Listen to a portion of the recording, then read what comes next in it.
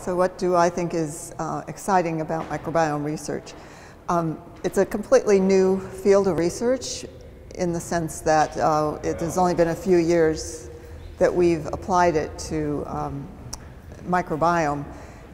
We have certainly studied bacteria and the microbiome of the environment before this, but applying the study of microbiome to the human is a relatively new field.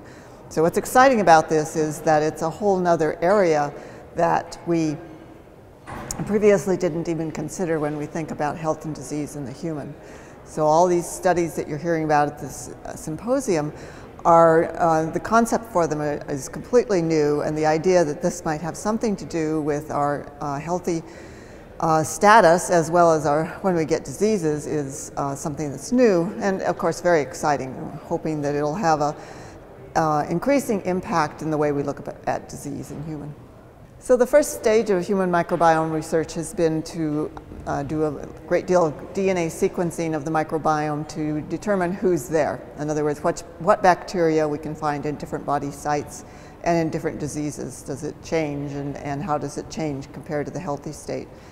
The next step is, and that we're starting to hear this in this meeting, is to start looking at not just who's there, but what are they doing. In other words, what is the function of the bugs that we find in different body sites or the bugs that appear during different diseases.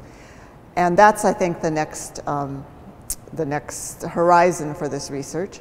Once we know that, so who's there and what are they doing, in other words, what enzymes are they creating and what information are they trying to get to the human host, then I think we need to start looking more at how they interact with the human in disease and to really nail down their role in disease, and can we manipulate changes in the microbiome to bring a person who has a disease back to a status of health.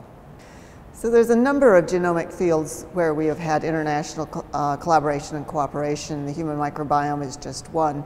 It's been really important. I'm really happy to see at this meeting that we are starting to see comparison of data sets across the different countries that are working in this project. So one very important thing is to have people around the world working on human microbiome research in their context, that is in their environment, because we know the microbiome is affected by the environment, and knowing how it changes in the different environments is going to be really important in order to understand its role in health. Hopefully we'll find commonalities about its role in health by looking in different environments. It's also important so that we save money, that is, when we're working on one particular part of the study, for example, sequencing, the United States focused particularly on healthy microbiomes, and the Europeans were looking at the gut microbiome. That saves us from having to do a lot of the basic work on the gut, although we also look at the gut in the United States because, as I said earlier, the environment's different and you need to be able to compare across those two environments.